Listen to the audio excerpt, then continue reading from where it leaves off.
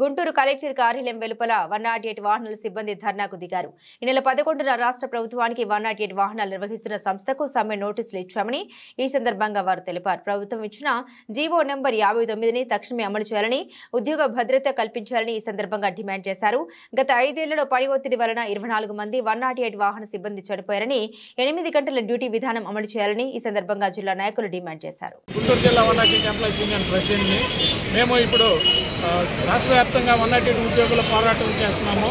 అందులో భాగంగా ఈ నెల 11వ తారీఖున రాష్ట్ర ప్రభుత్వానికి అలాగే ఏఎంఎస్ గవర్నమెంట్ మమ్మల్ని రన్ చేస్తా ఉన్న ఏఎంఎస్ సంస్థకి స్ట్రైక్ నోటీస్ అనేది ఇవ్వడం జరిగింది. అందులో ప్రధానంగా మేము గవర్నమెంట్ వారిని ఒకటే డిమాండ్ చేస్తూ ఉన్నాం, మాకు ఉద్యోగ భద్రత కల్పించమని, అలాగే మాకు ఏదైతే కోవిడ్లో పనిచేసి ఉన్న మెడికల్లో ఉన్న ఎంప్లాయీస్ ఉన్నారో వాళ్ళకి పారామెడిక్ సిబ్బందికి వెయిటేజ్ ఇవ్వమని చెప్పేసి డిమాండ్ చేస్తూ ఉన్నాం.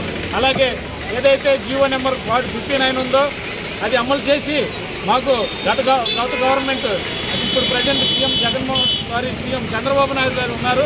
ఆయన ఏదైతే మాకు జీవో నెంబర్ ఇచ్చి 49 ద్వారా 4,000 రూపాయలు ఇచ్చినారో ఆ జీవోని మేము ఇప్పుడు అమలు చేయమని కోరుతూ ఉన్నాం. అలాగే ఉద్యోగ భద్రతనిచ్చి మా ఉద్యోగుల యొక్క జీవితాలు వెలుగు నింపాలని మేము గవర్నమెంట్ వారిని డిమాండ్ చేస్తూ ఉన్నాం. దీంతోపాటు మేము 8 గంటల పని విధానాన్ని డిమాండ్ చేస్తూ ఉన్నాం. మేము 2 షిఫ్టుల్లో ఈ 108 సర్వీస్ని 12 గంటలు ఉద్యోగ విధులు నిర్వహిస్తూ ఉన్నాం. అయితే మేము పని ఒత్తిడితో ఇప్పటి వరకు గత 5 సంవత్సరాలు 24 మంది ఎంప్లాయీస్ ఒత్తిడితో చనిపోవడం అయితే జరిగింది. అయితే గవర్నమెంట్ నుంచి కానీ మమ్మల్ని రన్ చేస్తున్న సర్వీస్ నుంచి ప్రొవైడర్ నుంచి కానీ రూపాయి చెల్లుబాటు చెల్లించలేదు. మేము గవర్నమెంట్ ఒకటే డిమాండ్ చేస్తూ ఉన్నాం, అయ్యా మేము పని ఒత్తిడితో అల్లాడిపోతూ ఉద్యోగాలు జీవితాలను ముందుకు లాక్కెళ్తా ఉన్నాం. సమస్యలతో మీరు ఏ సర్వీస్ ప్రొవైడ్ కానీ ఇచ్చుకోండి, కానీ గవర్నమెంట్ వారు 108 సర్వీసుల్ని గవర్నమెంట్ నిర్వహించి మా ఉద్యోగుల యొక్క భవిష్యత్తులో వెలుగులు నింపుతారని మేము కోరుకుంటూ ఇప్పుడు రాష్ట్ర వ్యాప్తంగా జరుగుతున్న రిలే ఫాస్ట్ని మేము ముందుకు తీసుకెళ్లి రేపు 25వ తారీఖున విజయవాడలో జరగబోయే నిరవధిక ధర్నాకి మేమందరం సంఘికంగా అన్ని జిల్లాల నుంచి మద్దతు తెలుపుతున్నాం. మేము గవర్నమెంట్ వారిని ఒకటే డిమాండ్ చేస్తున్నాం, మాకు ఉద్యోగ భద్రత కల్పించండి. మీరు ఏదైతే సర్వీస్ ప్రొవైడర్లకు ఇస్తూ ఉన్నారో వాళ్ళు మాకు సంవత్సరానికి ఒకసారి ఇంక్రిమెంట్లు అంటున్నారు. ఏ సంవత్సరాన్ని ఇంక్రిమెంట్లు ఇచ్చిన దాఖలాలు లేవు. అయ్యా మేము ఒకటే 108 ఉద్యోగులుగా కోరుకున్నాం. ఈ పని ఒత్తిడిని మేము భరించలేకపోతున్నాం.